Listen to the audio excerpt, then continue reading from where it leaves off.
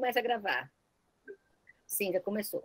Bom, vamos passar a palavra nesse momento para a Mirela Nascimento, que vai falar para a gente um pouco, né, sobre o feminismo comunitário, com ênfase no Abya Yala. Fica à vontade, Mirela, se você puder apresentar de 15 a 20 minutos, melhor, tá? Ok. Olá, boa tarde a todos, todas, todes, né? Viemos aqui conversar um pouquinho sobre o feminismo comunitário, né, do texto Tecidos Feministas, de Abya Yala, Feminismo Comunitário, Perspectiva Decolonial e Educação Intercultural. É um texto da Suzana Sacavino. Então, vamos lá aqui. A origem desse termo Abya Yala vem do povo Cuna, do Panamá, e ele quer dizer América. Então, isso já dá pistas, por exemplo, do que a gente vai falar a seguir, que esse feminismo comunitário, ele nasceu nos nossos países americanos, né? Os nossos povos de resistência nos nossos países americanos, né? Já aqui nesse início do século XXI, né? Que visavam o quê? Contra o sistema capitalista, patriarcal e colonial, né? E aí se propunha direitos à natureza e contra a exploração selvagem dos recursos naturais, né? E, sobretudo, dos nossos povos indígenas americanos, né? Que esse feminismo comunitário vem falar. E é bem interessante a definição desse termo patriarcado para essas feministas comunitárias. Por quê? Porque esse patriarcado ele não interfere apenas na vida das mulheres indígenas, mas também um todo, né? Homens, pessoas intersexuais, todo tipo de gente. E eu coloquei aqui no slide uma citação que se encontra na página 100 desse artigo que a gente está utilizando, que diz o seguinte: o patriarcado, para as feministas comunitárias, é o sistema de... Mirela. Não está passando os slides. Está só na primeira página.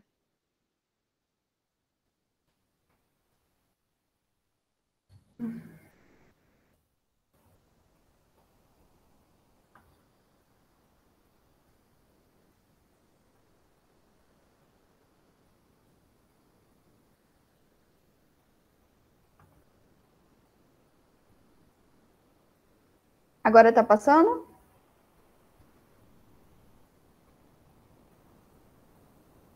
Não.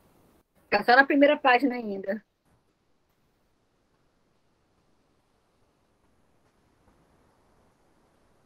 Agora tá? Sim, agora passou. Fica à vontade. Certo. Aí aqui nesse segundo slide, como eu tinha falado anteriormente, né, a gente tem aqui a definição do tema Abya Yala, como eu havia falado, né? E aqui, sobre o patriarcado, nessa citação maravilhosa que eu precisei colocar tal qual está no texto, porque eu explicando não ficaria tão bem quanto a autora, né? Ela falou o seguinte: o patriarcado, para as feministas comunitárias, é o sistema de todas as opressões que oprimem a todo ser que vive no planeta, e por isso a toda a humanidade, sejam eles homens, mulheres e pessoas intersexuais, e a natureza, historicamente construído sobre o corpo sexuado das mulheres. Para as feministas comunitárias, o patriarcado precede a colonização, ou seja, algumas formas dele já estavam presentes nas culturas originárias. Um aspecto original do movimento é a unificação do enfoque e das lutas na defesa da terra e do corpo, já que concebem ambos espaços territoriais como lugar para a realização da vida em plenitude. Né? E aqui a gente observa que essa colonialidade, né, embora ela tenha sido se acabado assim teoricamente a partir da independência, né, de cada país, a gente observa que essas colonialidades eles não acabaram, né? Elas estão aí no mundo da vida, no ser, nas práticas, na cultura, na história, e no nosso jeito de fazer ciência, e no nosso jeito de ver o mundo, a colonialidade ainda está lá. Por isso que esse feminismo comunitário das mulheres indígenas do nosso continente americano, ele se dá nessa perspectiva de descolonialização, apesar da gente, teoricamente, ter se descolonializado, né? E tudo permanece na forma de ser, de poder, de saber, e principalmente do meio ambiente, né? E aí eu acho muito legal uma definição que temos aqui, que se chama território corpo-terra, que é esse espaço de vivência das opressões, mas também de enfrentamento dessas mulheres que estão no dia a dia nessa luta. Né? E a gente vai aqui observar agora também algumas contribuições do feminismo comunitário dentro da educação intercultural. Essa educação intercultural, ela entende que a diferença ela é uma riqueza, né?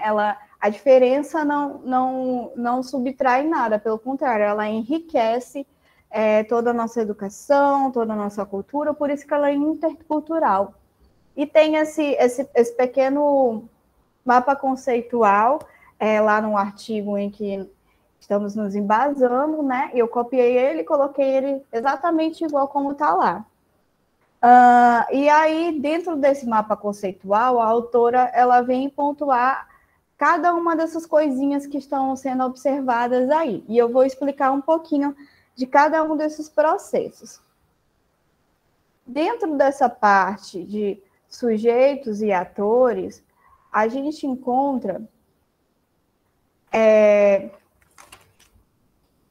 formas de desnaturalizar a invisibilidade, a subalternidade das mulheres e compreender a importância nas configurações sociais, né? E também a gente vem destruir o imaginário estético e ético racistas encontrados nos corpos indígenas das mulheres, né? Tudo isso gerado pelo colonialismo histórico, né? Então, a gente vê nesses sujeitos também corpos que estão sofrendo racismo, mas que estão sofrendo inúmeras violências, né? Então, aí depois a gente vem, voltando bem aqui, na parte de conhecimentos, a gente encontra uma discussão entre universalismo e relativismo, só que a autora ela não amplia muito essa discussão, né? E aí ela propõe também que reconhece o conhecimento tanto ocidental como também o conhecimento dos povos originários, né? Então, esse feminismo comunitário ele não vai ir de contra essa cultura, esse processo monocultural do conhecimento ocidental, europeu, né? E sobretudo das mulheres brancas, né? O feminismo branco não é cancelado, pelo contrário, né? São vários tipos de feminismos que são aliados dentro de toda a luta, de todo o movimento social, né? Porém, só que esse feminismo comunitário ele vai buscar uns enfoques mais alternativos em relação ao capitalismo, coisa que, por exemplo, o feminismo branco talvez não esteja tão preocupado em dialogar. E aí, dentro desses conhecimentos, a gente vai encontrar alguns conceitos e categorias que a gente vai estar articulando, que são esses bem aqui: o corpo, o espaço, o tempo, o movimento e a memória. Né? Então, o que é esse corpo? O corpo ele é a forma de existir de cada ser humano. Né? Esse corpo ele vai fazer movimentos sociais e vai fazer movimentos políticos. O espaço é o campo vital em que o corpo se desenvolve. Né? Nesse espaço é onde vai estar acontecendo a vida pública e a vida privada.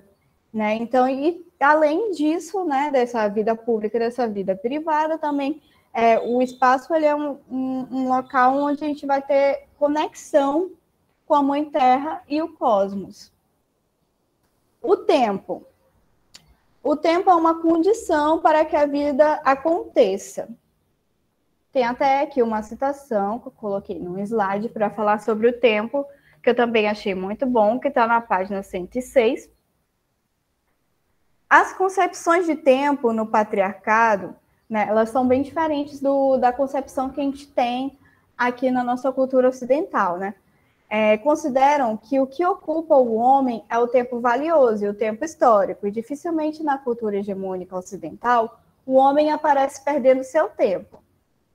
Enquanto o tempo das mulheres, que envolve o cotidiano, no interior da casa, da família, é considerado como um tempo de menor valor, não importante e facilmente identificado com uma expressão como as mulheres não fazem nada, ou então as mulheres perdem tempo. No entendimento do feminismo comunitário, o tempo cotidiano e o tempo histórico são um contínuo, uma circularidade. São parte da vida que se alimenta, por isso, tanto um como o outro têm o mesmo valor. Tanto a mulher quanto o homem, no seu tempo, né, eles têm o mesmo valor. Né? E essa perspectiva circular e essa perspectiva contínua que a gente vai encontrar nos nossos povos indígenas é completamente diferente da nossa perspectiva de tempo aqui, que é uma perspectiva de tempo linear, né? Então, eu achei muito interessante, por isso que eu trouxe isso para vocês. Além disso, a gente tem o movimento, que ele vai fazer o quê? Ele vai garantir subsistência, construindo organização e proposta social, né? Então, a gente tem esses corpos que atuam no espaço, no tempo, e que também se movimentam. E tem essa parte muito interessante que é a memória. A memória, ela é a força que constrói a identidade antes de eu nascer, né? A memória é onde se constrói toda a cultura, toda a linguagem, todas as coisas que se aconteceram antes, né? Dentro de uma comunidade e que precisa ser perpetuado.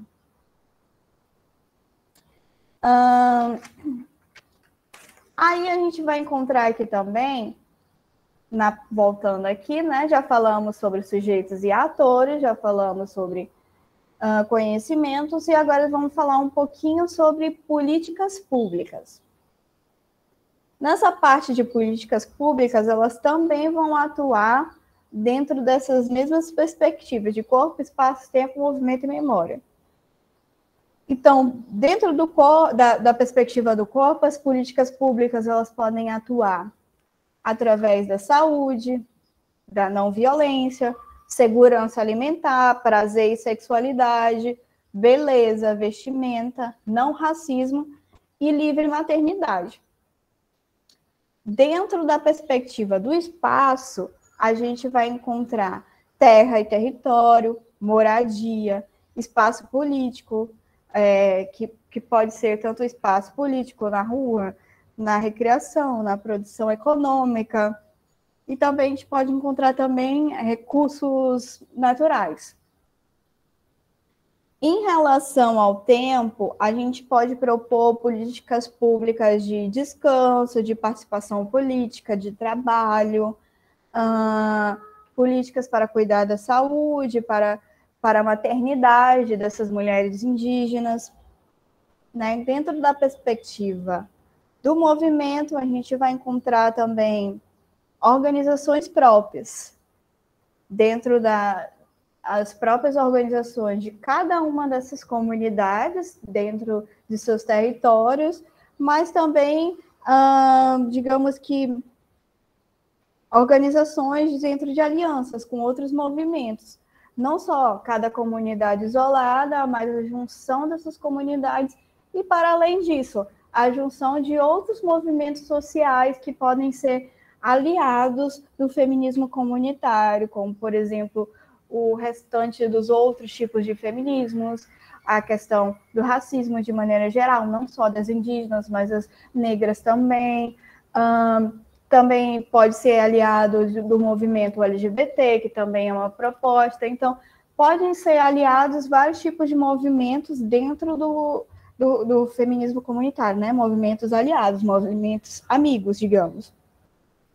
E dentro da perspectiva da memória, as políticas públicas, elas podem vir de maneiras muito interessantes, como, por exemplo, a sabedoria das mulheres, os rituais que cada comunidade vai fazer, né? Cada comunidade tem os seus rituais diferentes, né? E precisamos ter um estudo para que a gente compreenda, né? Para que a gente respeite os rituais, os modos de ser de cada uma dessas comunidades. A pesquisa pré-colonial, a recuperação de línguas originárias de antes da colonização, né? Muitas das linguagens se perderam com essa violência que eles passaram a partir da colonização, né? E o direito deles próprios, da comunidade, deles e delas, poderem estudar e pesquisar sobre o seu próprio povo, suas próprias questões, né? E para que eles próprios possam produzir os seus próprios conhecimentos, né? E isso é muito interessante, porque a gente observa que só tem gente branca, como eu, falando sobre a cultura indígena, falando sobre esses movimentos, e precisamos trazer mais pessoas indígenas para falarem sobre as suas próprias questões. Por isso que essa política pública de botar quem tiver interesse, lógico, para estudar e pesquisar, né, procurar dentro das comunidades quem está com vontade de estudar e pesquisar sobre esses assuntos, né, é importante que eles venham trazer, né, e utilizar o seu local de fala. E aí a gente volta bem aqui no slide que tem o mapa conceitual, e aí a gente vai encontrar práticas socioeducativas. Essas práticas socioeducativas, elas têm uma metodologia bastante interessante, que é uma metodologia que busca o quê? Descolonizar, despatriarcalizar, e ela é contra o capitalismo, contra o neoliberalismo, ela busca, né, a partir de oficinas pedagógicas, os encontros entre as comunidades rurais e urbanas, conjuntamente com mulheres, com homens, e espaços específicos para cada um deles, né? Então, é bem interessante essa perspectiva de educar, essas práticas socioeducativas dentro do movimento, né? Então, é importante que a gente continue nessa busca incessante dessa organização do movimento social, desse chamado tecido de Abya Yala, né? É uma luta constante, embora só tenha começado a ganhar visibilidade de fato, né, a partir do início do século XXI. Então, essa é meu diálogo com vocês sobre esse assunto, e até a próxima.